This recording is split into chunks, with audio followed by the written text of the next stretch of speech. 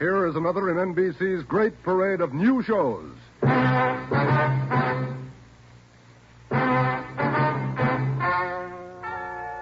Ladies and gentlemen, the story you're about to hear is true. Only the names have been changed to protect the innocent. NBC brings you Dragnet.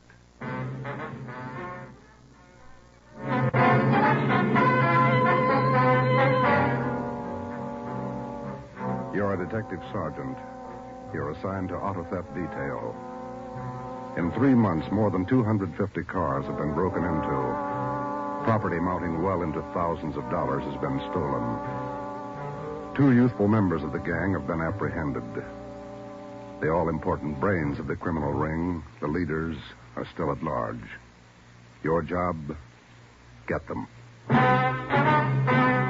Dragnet, the documented drama of an actual crime, investigated and solved by the men who unrelentingly stand watch on the security of your home, your family, and your life. For the next 30 minutes, in cooperation with the Los Angeles Police Department, you will travel step by step on the side of the law through an actual case from official police files.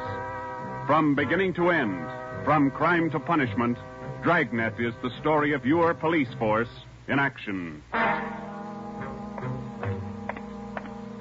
It was Monday, March 2nd. It was cold in Los Angeles. We were working the night shift out of auto theft. My partner's Ben Romero. The boss is Ed Backstrand, chief of detectives. My name's Friday. I was on the way back from the interrogation room, and it was 10:58 p.m. when I got to room 26, chief of detectives' office. Real tough kids, aren't they? Yeah, they won't admit a thing. Now, sit down. Thanks. When'd you pick him up? About 8:30 tonight in the parking lot behind the Star Theater out on Sunset. He was lifting the radio out of a 48 convertible. He's had lots of experience. The report says you picked up a 19-year-old girl with him. She was waiting for the guy in a parked car across the street from the theater. Car was full of loot. The first real break we've had on those auto burglaries in 3 months, and it's no good to us. Neither one of them will talk. They won't even admit they know each other. You run makes on them? Just did. We've been questioning the boy for an hour, getting nowhere. What's his name again? Freeman, Stanley Freeman. Oh, yeah. Age 20. Address? Butte, Montana. Down here for a vacation. He doesn't lie very well, Ed. He's never been to Butte, Montana in his life. Knows less about the town than I do. Well, get to him. Right, Ed. Where'd you put the girl? We had a policewoman take her to our office. We can talk to her when we finish with the boy. Well, what's her story? Hasn't any. She won't even open her mouth. 19 years old, probably needs a good spanking. Now get him to talk. Right.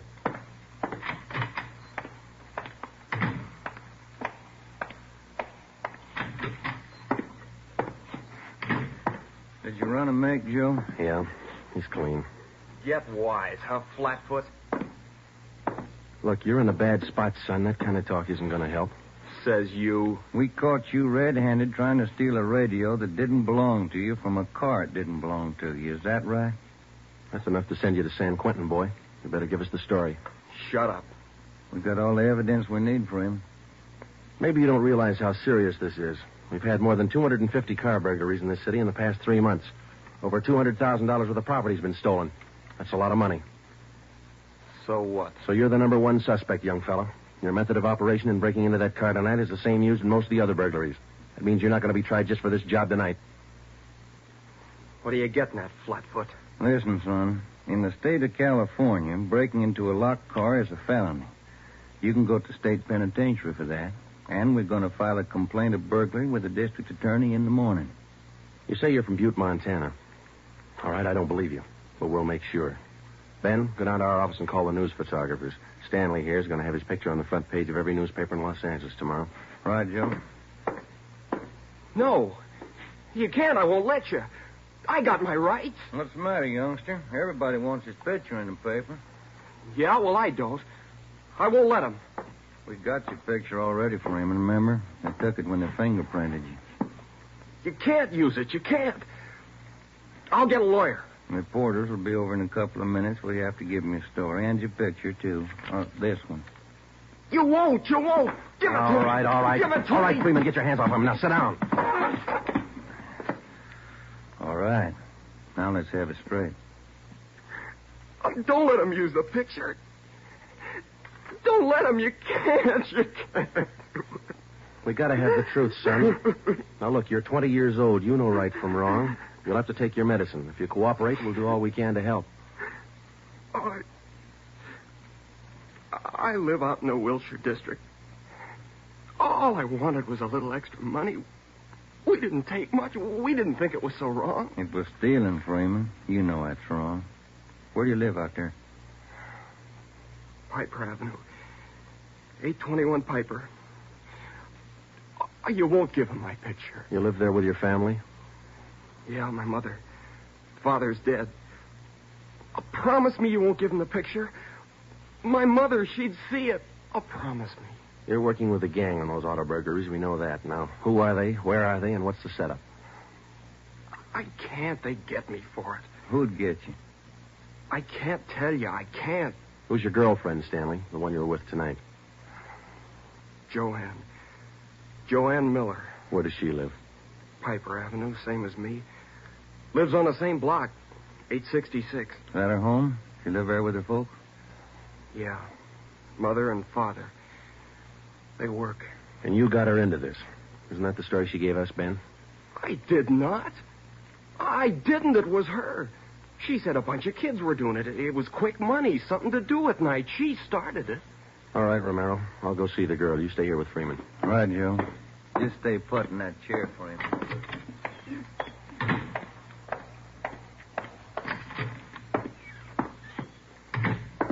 Hi, Marge. Hello, Joe. You and Romero handling this case? Yeah. I'd like to talk to the girl a few minutes, Marge. Will you stand by? Right, I'll sit over here. Thanks. All right, miss. What's your name, age, and address? I told this lady cop 15 minutes ago I'm not saying anything. All right, then we'll tell you. Your name's Joanne Miller. You live at 866 Piper Avenue. You live with your father and mother. Both of them work. You're a liar. That's not me. You're 19 years old. You live on the same block as your boyfriend, Stanley Freeman, and you're the one who got him mixed up in this gang. Isn't that right? No, it's not right. It's not. I didn't do anything. Well, that's only half the story. Freeman told us everything. You want to hear the rest? No. Stan wouldn't tell you. He wouldn't. He told us how you got him mixed up in it. Quick money. That's what you told him, didn't you? No, it was him. I can prove it. The rest of the kids will tell you. He got me in this. Ask them, they'll tell you. It was Stanley and Fred Milford and George Jansen. They started it, all three of them. All right. Will you tell the story to a police stenographer? I'll tell him everything. He's not blaming this on me. Marge, will you go get the stenographer? Right. Now, how many persons in this gang of yours? Oh, about 10 or 12. And it's not my gang either. He got me into this, and now he's trying to lie his way out, blaming me. How long you been doing this, burglarizing cars? Me? Oh, only about 2 weeks. It was supposed to be fun, something to do at night. The rest of them been at it a couple of months. Who's the head of the gang? I told you, it's him, Stanley, and Fred Milford and Jansen, all three. I only started going out with them 2 weeks ago, maybe less. All right, Joanne. Tell it to the stenographer the same way. Stenographer will be in a minute, Joe. Okay, Marge, thanks. Stay with it. Right, Joe.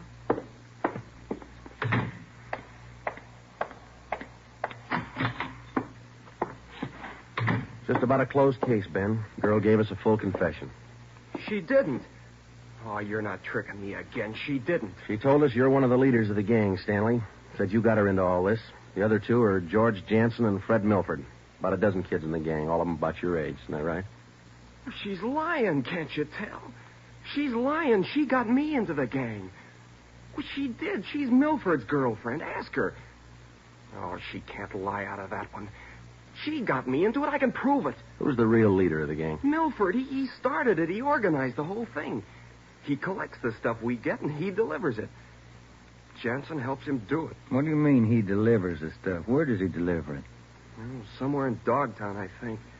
Down around South Main, near the railroad yards. Who's it delivered to? Well, I don't know exactly. I heard Jansen mention the name once. Myra, he said. It's supposed to be a big secret. Myra, that's all I remember. Where does Jansen and Milford live? Well, Jansen rooms down on East Flower. 1042, I think. It's a rooming house. And Milford lives 2 blocks over from me on Quincy. 234 Quincy. He lives with his grandmother. Got that, Ben? Right. All right, let's pick up Milford and Jansen. It was 10 minutes past 1 when Ben and I returned to headquarters with George Jansen and Fred Milford in our custody. In Jansen's room at 1042 East Flower Street, we found 2 fur coats, a box full of new car accessories, an S&W 38 revolver, and a .45 automatic. When we picked up Fred Milford at his home, we discovered 5 deluxe car radios hidden in the garage, plus a valuable assortment of cameras, cigarette lighters, and clothing. Both Jansen and Milford refused to talk, but when we got them to headquarters and showed them the signed statements of Stanley Freeman and the girl, Joanne Miller, they broke. Milford, where else did you and your gang operate besides the Wilshire district? No place, only out there, that's all. Same type of car burglaries have been committed all over the city. You telling us your gang didn't have a hand in them? It's the truth. Our territory was Wilshire district. We didn't go outside. You mean some other gang's responsible? I don't know. All I know is we didn't have any part of them. Is there another gang, Milford? Maybe, I don't know. You find out. It's none of my business. It is your business, Milford. You admit you and your gang committed 55 jobs in the past 3.5 months. That leaves about 200 jobs to be accounted for. That's right. You figure it out. We have figured it out. I think you and your gang of young thieves pulled every one of those 250 jobs. There isn't any other gang. That's the story the district attorney's going to get. You're crazy. There is. I know there is. Then give us the information and save yourself a lot of trouble. Well, we're not the only ones. That's all I know.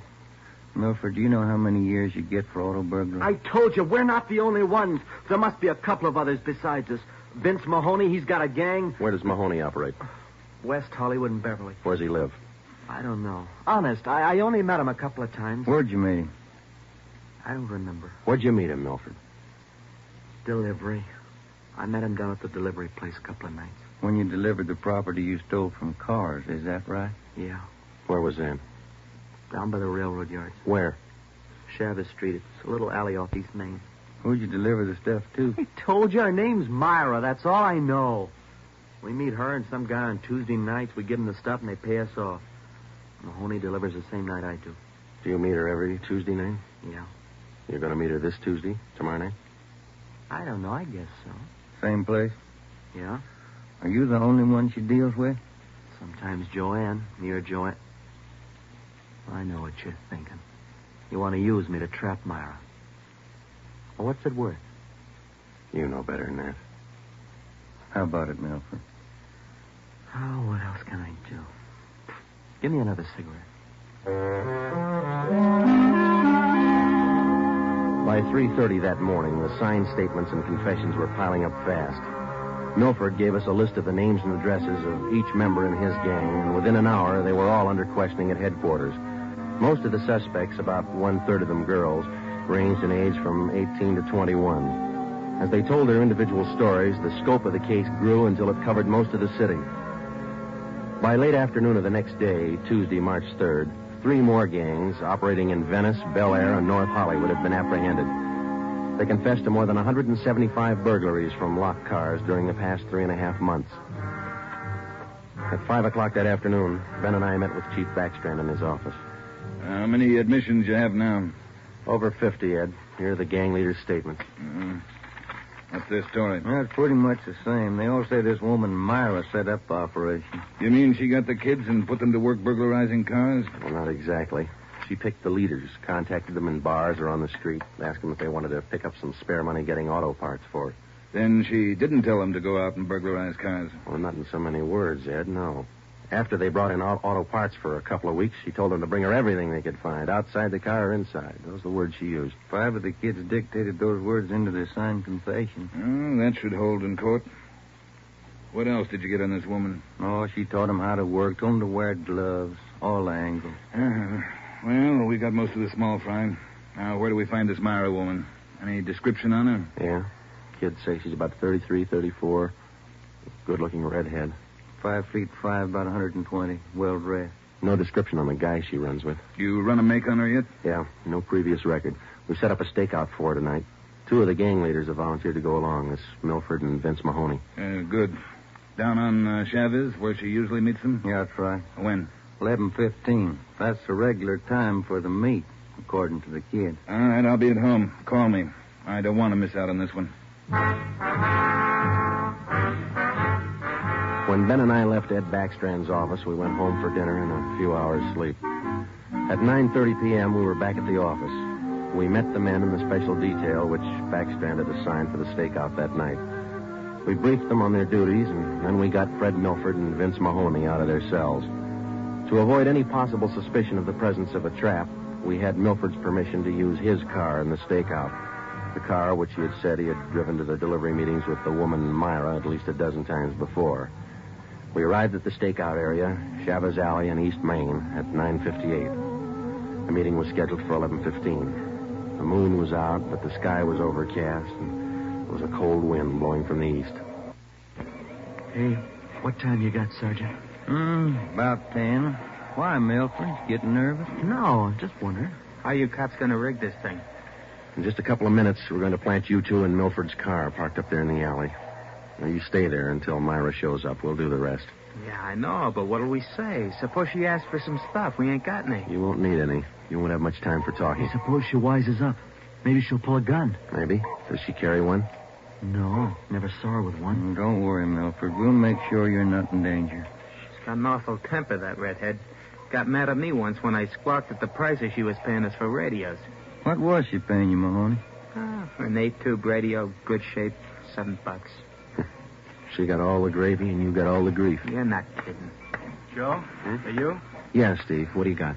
Well, the men are all staked out, Joe. Got the area covered from every angle. All right. You got an extra man to stay in Milford's car? I'll handle that myself. Fine, thanks. Okay. All set, Joe? Yeah. Now, Milford and Mahoney, we're going to put you two in your car now. There's going to be an officer with you, so there's no need to be nervous or afraid. You just sit in the car and act natural. When this Myra drives up, don't leave the car. Have her come to you. You got it? Sure. Okay. All right, Joe, let's go.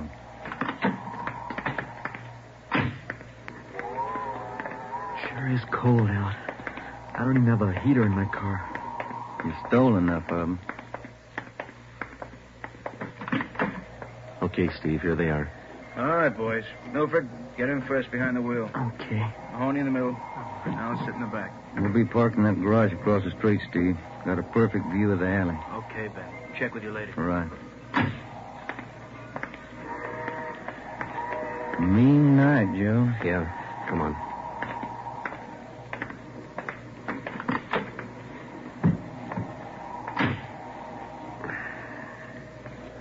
It's cold here in the garage, isn't it? Yeah.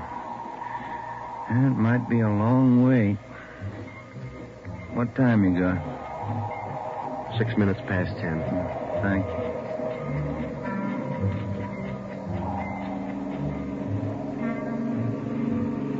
Hey, Joe. What is it? It's nothing. Thought that passing car was turning in the alley. Relax. It's early. Lonely place.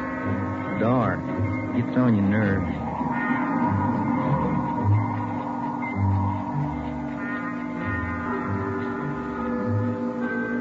That's it, Ben. 11:30. Nothing yet. Somebody might have tipped her off. Yeah, that's what I was afraid of. Now, let's wait it out anyway.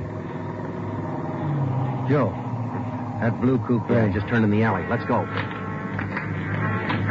Come on, run, Ben. Behind you. All right, wait, young fella. Quit your fighting. What'd you get, Steve? Here he is. Just drove up in the coupe. Got out and called Milford Mahoney by their first names. He's in on it. What about the girl? No sign. Kid was the only one in the car. All right. Tell them in the stakeout's off for tonight. Have them report back in. We'll take the kid with us. Okay. All right, young fellow, this way. What do you cops think you're doing? I ain't done nothing. Look, sport, we heard that from 54 different kids yesterday. We're tired of that line. Come on. When we got back to the office, we took the boy to the interrogation room and questioned him. He gave his name as Matthew Leiter, age 21. He wouldn't break until Vince Mahoney definitely identified him as a member of his car burglary gang and a special favorite of the red-headed woman they called Myra. Then Leiter copped out and told Ben and I that he had talked with Myra as late as 10 o'clock tonight. He told us that she had heard that the police had picked up some of the gang members, and she asked Leiter to drive down to the Chavez Alley meeting place. He was supposed to tell Milford and Mahoney that the weekly delivery date was off until further notice. We questioned Matthew Leiter for an hour and a half. You told us a little while ago that you talked with this woman, Myra, late tonight. Yeah. Where'd you talk to her? At her home? Her home? Don't be stupid. Nobody knows where she lives. I met her at a bar. Which bar? Julius. Down in Santa Monica. How did she contact you? Called me at home. She's not such a bad dame. She treats you right. Sure, that's why you're in jail. Did you ever call her on the phone? I don't know her number. None of the kids do. She's smart. She taught me all I know about the racket. You'll have a rough time getting her. Maybe, but we'll get her. Ben and I left the office at 2 a.m. and went home to bed. We reported in at 8 that morning to Ed Backstrand. The three of us went down the street to Koken's restaurant for a cup of coffee. Nobody was in a good mood. We had most or all the small fry in the citywide burglary ring, but it seemed we were still a long way from cracking the inner circle.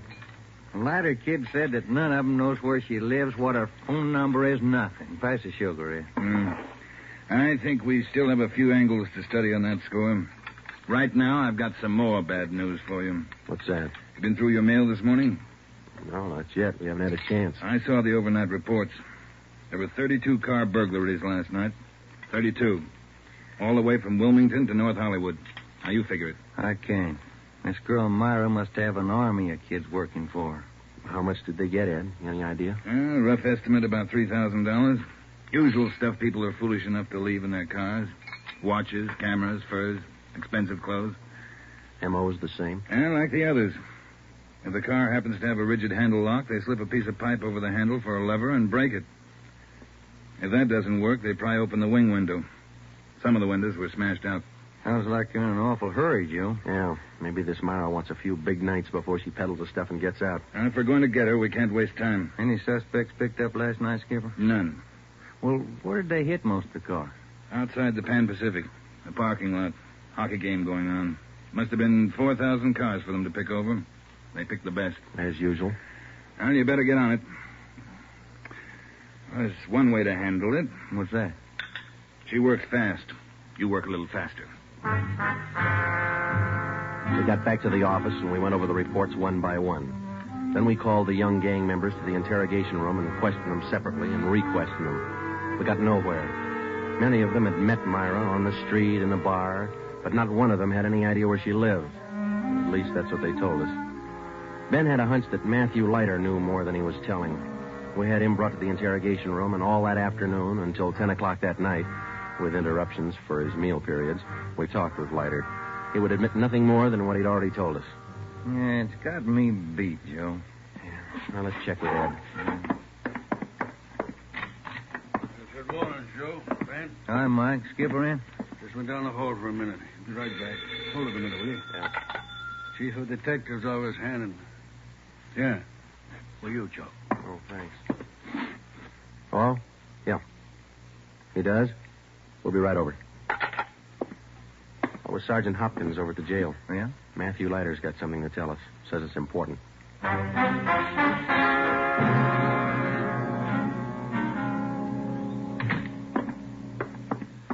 Have a chair here, Leiter. Yeah, thanks. All right. You wanted to see us. I'm getting even with that dame Myra. I'm squaring with you. Yeah? She told me if I was picked up, she'd have me out in a couple of hours. She promised me a lawyer if anything happened. Said she'd get me bail. All right. Where can we find her? I don't know if she's there now, but you can find out at Francisco Motors. Big used car lot. Garage, too. It's out on Melrose past La Cienega. What's the tie-up? That's where she fenced most of the stuff we stole. Some old guy she buddies with runs the place. Big shop in the back. Store a lot of hot stuff there. Barney, Yes, Sergeant? we're through with him. Take him back. We checked with Chief Backstrand, and then we drove out to the Francisco Motor Company. We located it on the corner of Melrose and Geneva Avenue. It was a big layout. It consisted of a large used car lot sign bannering the slogan, Deluxe Auto Accessories, lowest prices in town. Along the back end of the lot, there was a large L-shaped garage. We found the man in charge, and he gave his name as Paul Hackett, the owner of the car lot. In the garage, we found the entrance to a large back storeroom. It was loaded with thousands of dollars worth of auto radios, spotlights, cratefuls of assorted car accessories. Special closets built into the walls of the garage contain racks of fur coats, suits, dresses. Below that, smaller boxes containing watches and cameras, all wrapped in tissue paper. You can save all of us a lot of time and trouble by talking to us now, Mr. Hackett. Where is Myra? I don't know who you're talking about. I don't know what you're talking about. Can you explain what we just found in your garage? I didn't know it was there. I didn't know it was stolen. Well, which is it, Mr. Hackett? Make up your mind. I bought it. But I didn't know it was stolen. You can't prove I did know. I think we can prove it, Mr. Hackett. Some of those stolen car radios stored back there, the serial numbers are filed off, and this workbench here is full of filings. I didn't know. You'll have to do better than that. How does Myra figure in? I don't know. I don't know what you're talking about. It's all right with us, Hackett. We found the stuff and we got you. If we don't find Myra, you'll be doing time for 2 people. Stand still. You can't. You can't do this to me. I don't know anything about it. Come on, Hackett. We're taking you in.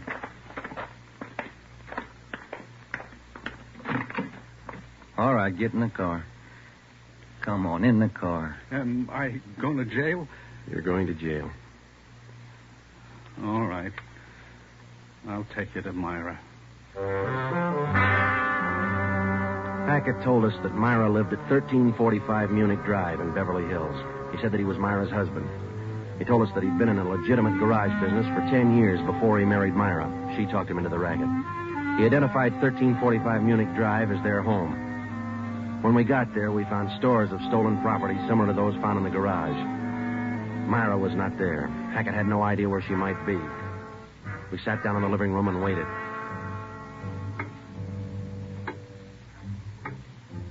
One hour, 2 hours, 3 hours. After 5 hours of waiting, the monotony started to wear on everybody's nerves, especially Hackett's. And the whole thing, it was her idea. I should have known, all hers. She did this to me. I won't take it alone. Where is she? You tell us, Hackett. Told you, I don't know. She couldn't have gone. She didn't know. I'm not going to take All right, this quiet alone. down, quiet down. That you, Paul? Thought I heard you talking to some. Who's he? The police, Myra. The police. Your smart kids told them the whole story. What are you talking about, my smart kids? What are these cops All doing here in the right, living... that's enough. Oh, get your dirty hands off me. Get away. Kids are right, Joe. She got a Who temper. do you think you're... There, that ought to hold you for a while. All right, come on, you two. Let's go. All right, copper. You win.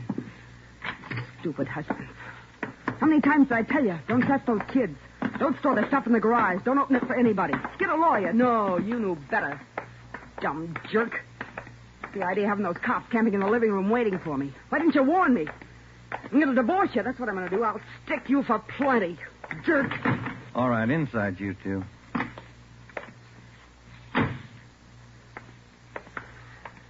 You got a smoke, Ben? Yeah. Here. Thanks. I was just thinking. What? Those kids were right. She's a pretty nice-looking woman. Yeah. Nice face. Beautiful figure. Mm-hmm. Sure talks a lot, though, doesn't she? Yeah. Hey, Joe, remind me to take home some flowers to my wife tonight, will you?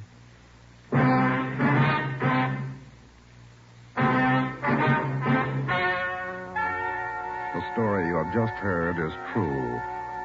Only the names were changed to protect the innocent. Paul and Myra Hackett were tried and convicted on 7 separate counts of receiving stolen property. They are now serving out their sentences in the state penitentiary. Realizing that most of the young persons involved in the case were influenced by the strong personality of Paul and Myra Hackett, a separate investigation was made into the backgrounds and home life of the young offenders. In most cases, they were found to be basically good, and they were placed on probation and returned to their homes.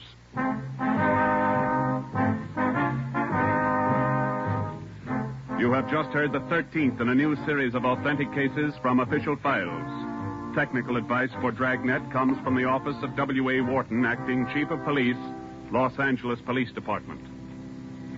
Tonight's program is dedicated to Detective Harry William Vosper of the Seattle, Washington Police Department, who on the night of July 21st, 1949, gave his life so that yours might be more secure. Dragnet came to you from Los Angeles. And now, an important announcement. Starting this Saturday, September 3rd, Dragnet will be heard at a new time over your NBC station. Consult your local newspaper for the new listening time. And now, speaking in behalf of the producers and the entire cast of Dragnet, we would like to take this opportunity to thank you for your many kind letters of encouragement and approval. Remember, next Saturday for Dragnet, this is NBC, the national broadcasting company.